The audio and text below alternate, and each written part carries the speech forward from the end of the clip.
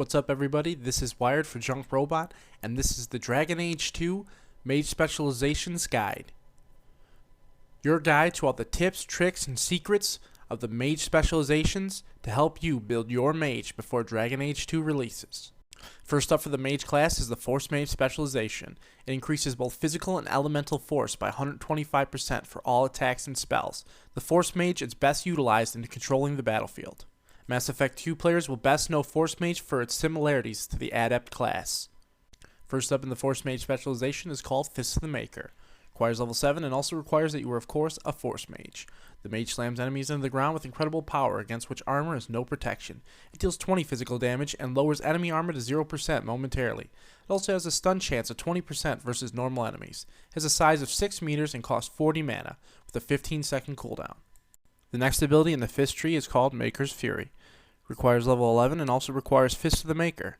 Also has a secondary requirement of having at least 3 points in the Force Mage Specialization. Fist of the Maker can now be used more frequently. Lowers the cooldown of Fist of the Maker by 5 seconds. Obviously this ability only upgrades Fist of the Maker. Next up in the Fist tree is called Maker's Hammer. Requires level 13 and also requires the prerequisite Fist of the Maker. Has a secondary requirement of 4 points in the Force Mage Specialization. Fist of the Maker now pummels enemies across larger areas. Enemies that have been thrown off balance by a warrior are particularly vulnerable. Increases physical damage by 900% versus staggered enemies, and increases the size of Fist of the Maker from 6 meters to 10 meters. This obviously only upgrades Fist of the Maker. Moving on in the Force Mage Specialization, we come to Unshakable. Requires level 8 and also requires the prerequisite Fist of the Maker. The Mage suppresses the physical and elemental force of incoming attacks, becoming nearly immune to knockdown or other effects that interrupt combat. Gives a base bonus of plus 100 to Fortitude and is a standalone ability, making it a passive ability. Means as soon as you take this ability, it is always active. Moving on in the Force Mage Specialization, we come to Telekinetic Burst. Requires you to be level 8 and also requires that you're a Force Mage. The Mage summons a wave of telekinetic force that hurls enemies away from the core of the blast. Physical force is 20 times and the size is 6 meters. The cost is 30 mana and the cooldown is a whole 20 seconds. Next up in the telekinetic tree is called Telekinetic Blast. Requires level 12 and also the prerequisite Telekinetic Burst. Also has an inherent requirement of 2 points in the Force Mage Specialization.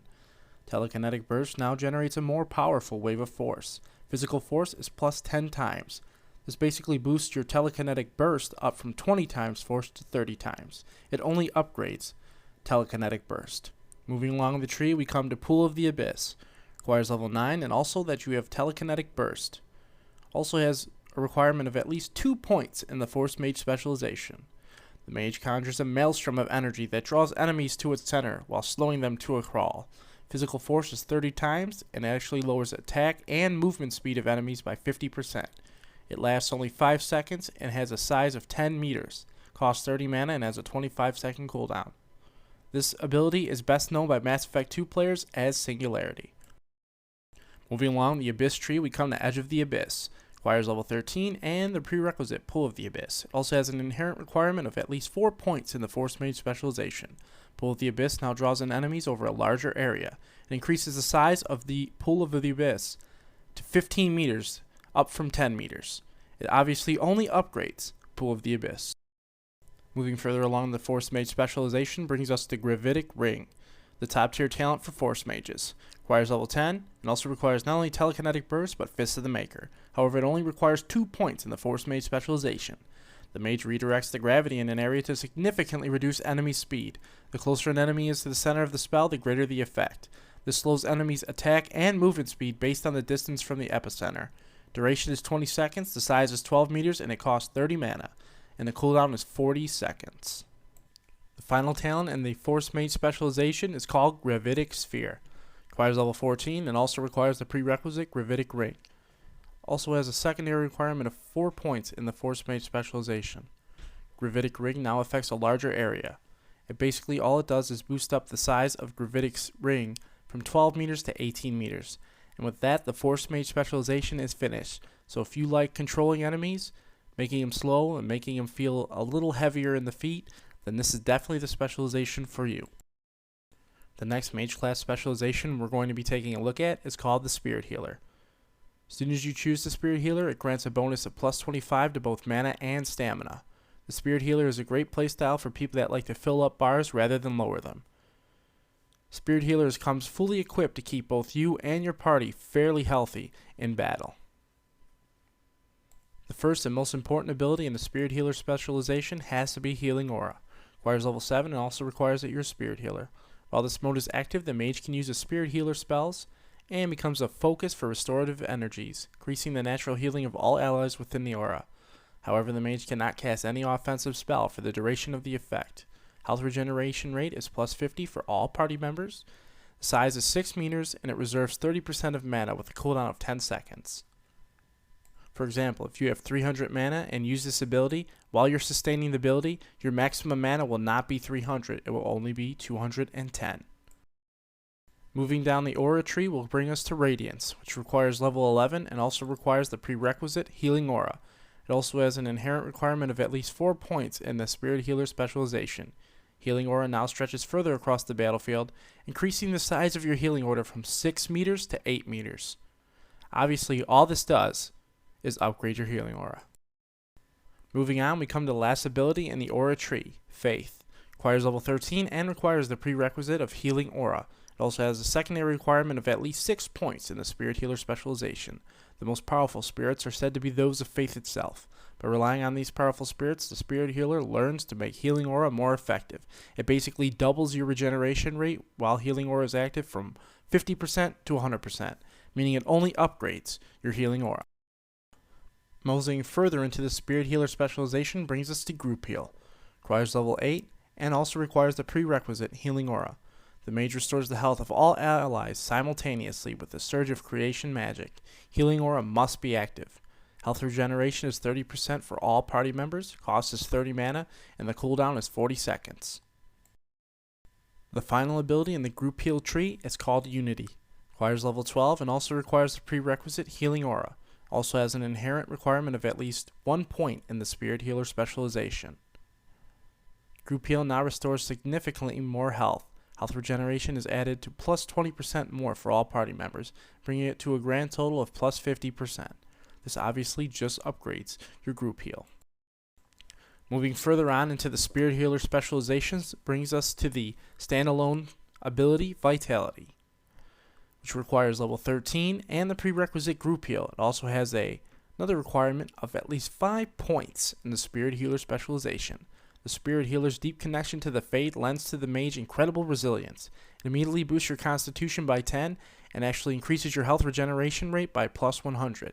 It's a passive ability, so as soon as you take this ability, it will be always active.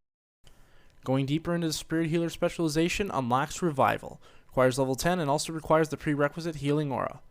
The Mage revives all allies who have fallen in battle, returning them to the fight with some of their health and mana or stamina restored. Healing Aura must be active.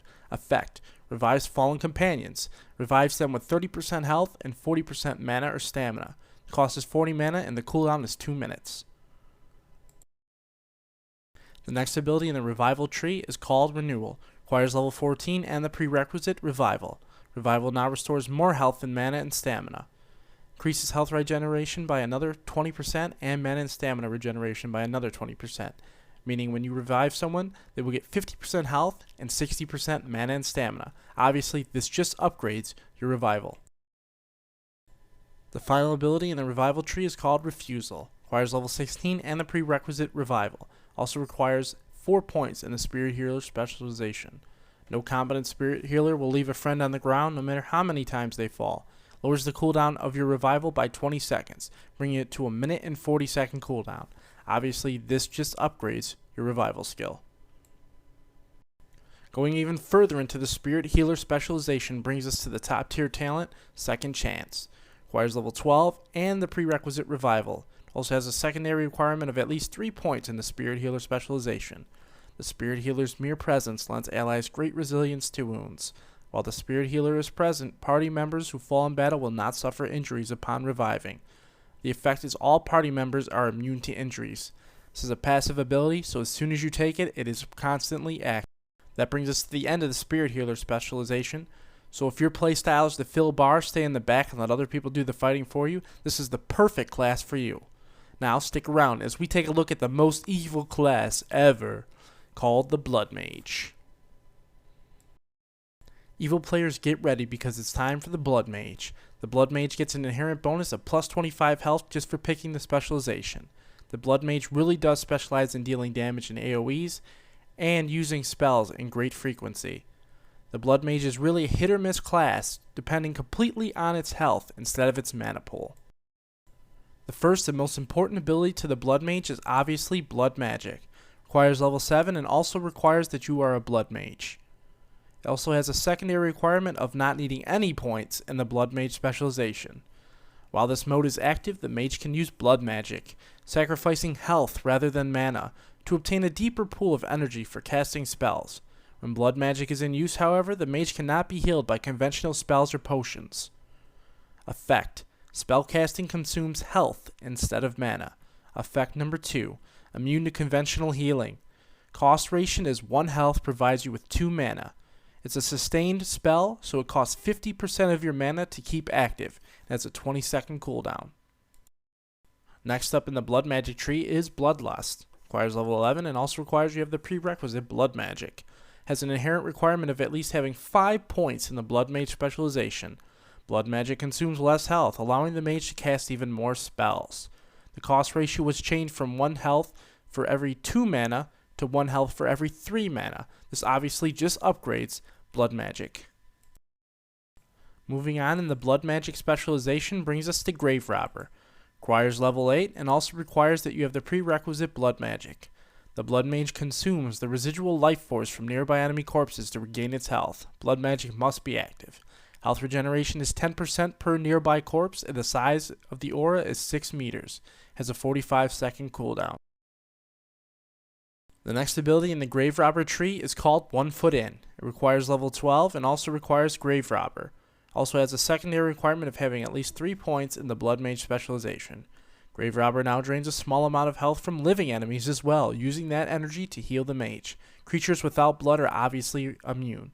It deals 10% spirit damage of the Mage's maximum health, lowers enemy armor and damage resistance to 0% momentarily, and also regenerates 10% per nearby enemy. This obviously just upgrades your Grave Robber ability.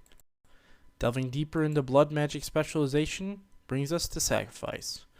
Requires level 9 and also requires the prerequisite Blood Magic. Also has an inherent requirement of having at least 2 points in the Blood Mage specialization. The Blood Mage sucks the life force from an ally to regain health. Blood Magic must be active.